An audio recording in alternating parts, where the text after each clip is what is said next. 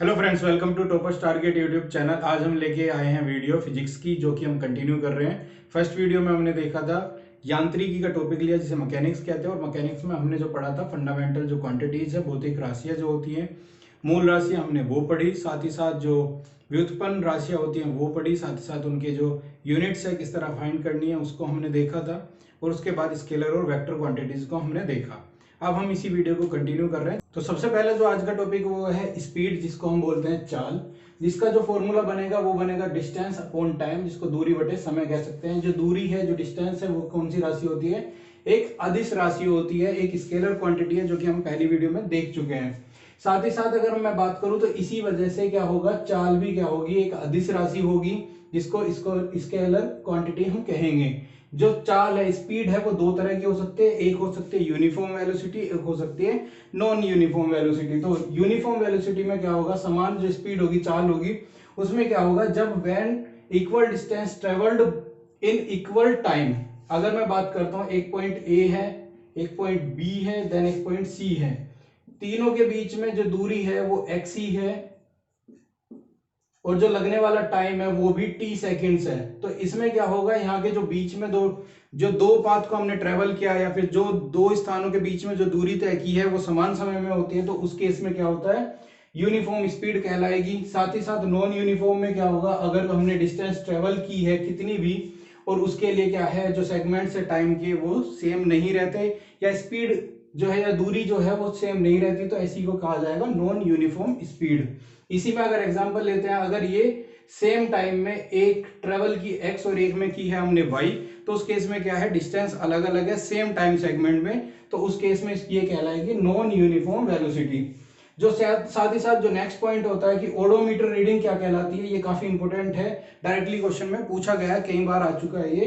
तो जो ओडोमीटर होती है वो रीडिंग है वो क्या करती है, डिस्टेंस को शो करती है। तो डिस्टेंस को मेजर करने के लिए या रीडिंग दिखाने के लिए ओडोमीटर रीडिंग का यूज होता है। साथ ही साथ मैं बात करता हूं वेलोसिटी, जिसे हम वेग कहते हैं।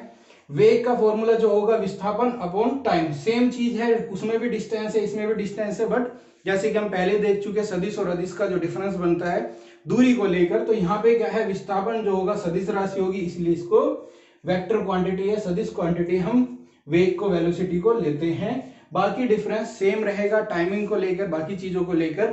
साथ ही साथ नेक्स्ट पॉइंट जो आज का है वो है हमारा एक्सीलरेशन। एक्सीलरेशन को हिंदी में त्वरण कहते हैं। इसको रिप्रेजेंट करते हैं हम ए के साथ। इसकी जो यूनिट होती है वो मीटर पर सेकेंड स्क्वायर होती है, जो कि हम पहली ही क्लास में देख चुके हैं।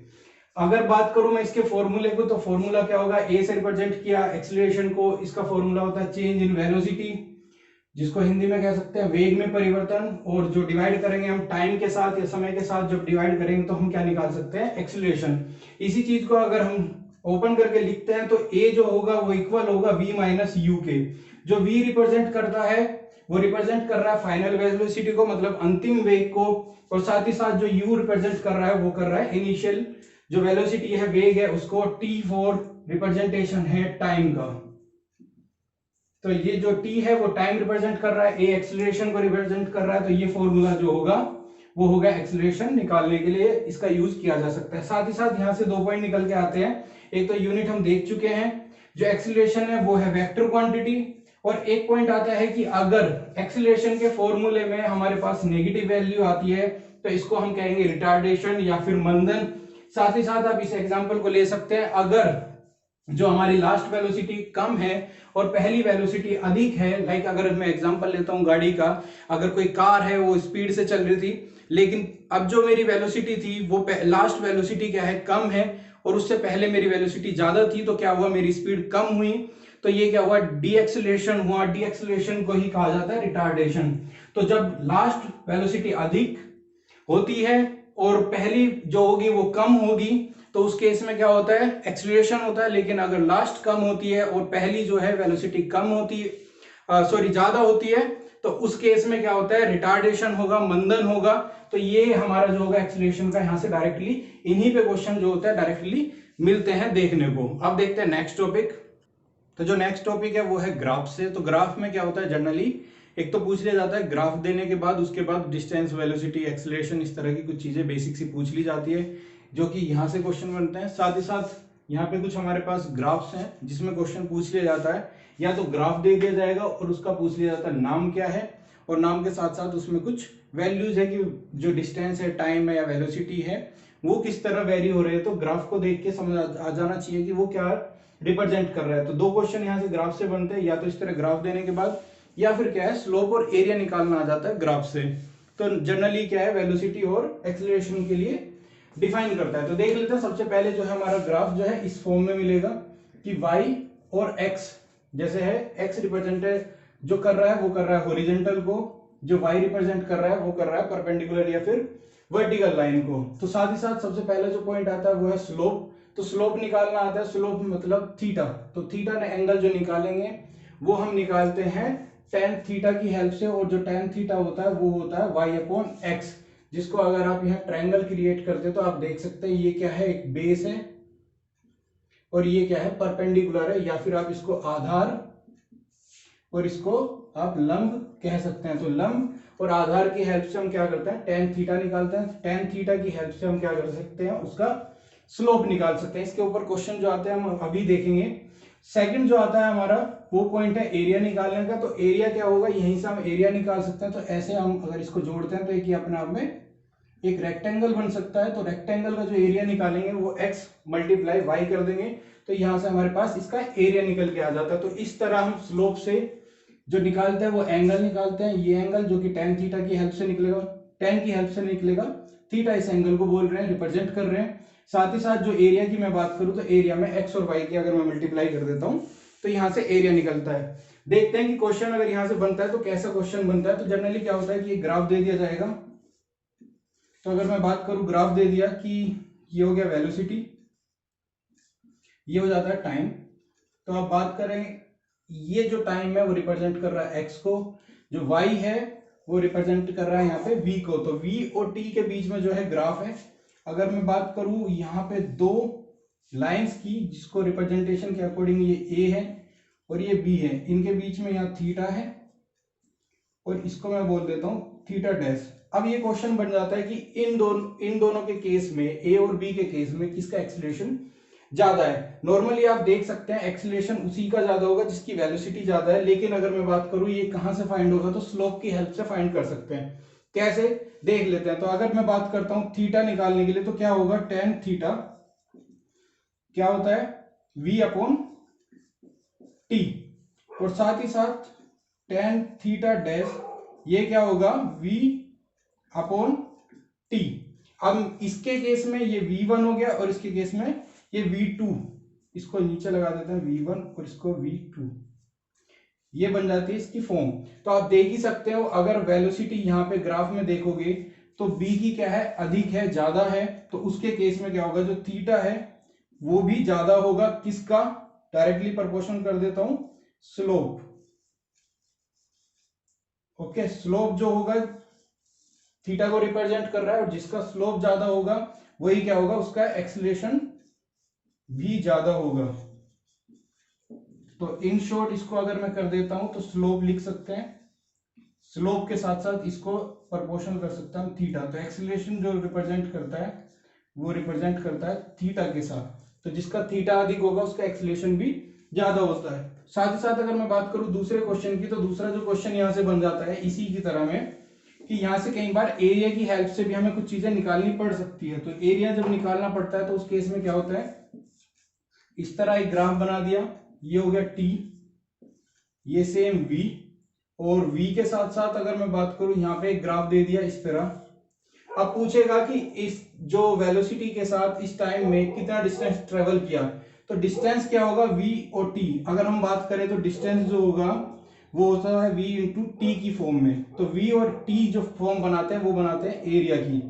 तो इस स्लोप की हेल्प से आप जो करोगे यहां से एरिया निकाल सकते हो। तो जो t की यहाँ वैल्यू होगी ग्राफ पे, सपोज ये 1 है और इधर वेलोसिटी 2 है, तो वैल्यू रखने के बाद ये क्या आएगा 2 इंटू 1, ये वैल्यू बन गई 2। जो भी यूनिट होगी तो यूनिट के साथ आएगा, यहाँ पे यूनिट लिख देते हैं। तो ये जो फॉर्मूला यूज करते हैं एक्सीलरेशन में, जो पहले किया था ये है एरिया, एरिया निकालने के लिए डिस्टेंस का यूज किया, या डिस्टेंस का यूज करने के लिए एरिया निकाला। एक्सीलरेशन के लिए हम स्लोप यूज करते हैं। तो यहाँ से ये 2 क्वेश्चन इस तरह को देखने को मिलते हैं। साथ ही साथ यहाँ से बात करें तो यहाँ पे क्या है कि हमारे पास कुछ ग्राफ है, जिसमें सबसे पहला है पोजीशन टाइम ग्राफ, जो कि हमारे पास जो होता है डिस्टेंस और टाइम के बीच में देखने को मिलेगा। जो दूसरा ग्राफ है वो है वेलोसिटी टाइम ग्राफ, जो कि नॉर्मली हमारे पास टाइम और वेलोसिटी के बीच में देखने को मिलता है। तो जो हमारी सबसे पहला ग्राफ जो हमने लिया है यहाँ पे, जो सबसे ज्यादा पूछा जाता है वो पोजीशन टाइम ग्राफ है। तो पोजीशन क्या होगा, सबसे पहला अगर कोई बॉडी रेस्ट में है या बॉडी मूवमेंट नहीं कर रही तो क्या होगा, उसकी डिस्टेंस नहीं बढ़ती, तो डिस्टेंस हमेशा कांस्टेंट रहेगी। तो इसीलिए क्या बनता है, इसका ग्राफ जस्ट सीधा बनता है विद रिस्पेक्ट टू टाइम। ये हमेशा सीधा बनेगा क्योंकि डिस्टेंस यहाँ पे चेंज नहीं हो रही। अगर डिस्टेंस बदलती तो ये ग्राफ यहाँ आता, क्योंकि ये D1 पोजीशन है और ये D2 पोजीशन है with respect to time. Next जो ग्राफ आता है वो हमारा यूनिफॉर्म मोशन है। अगर मोशन जो है यूनिफॉर्म हो तो यूनिफॉर्म क्या है, जो डिस्टेंस है टाइम के साथ में चेंज होगी लेकिन क्या होगी, यूनिफॉर्म होगी। तो यूनिफॉर्म क्या हो सकता है, डाउन हो सकती है स्पीड की D1 से D2 तक जो टाइम में ट्रेवल किया वो कांस्टेंट है, यहाँ पे इंक्रीज हो रही है। साथ ही साथ ये भी एक लीनियर डायरेक्शन में इंक्रीज हो रही है।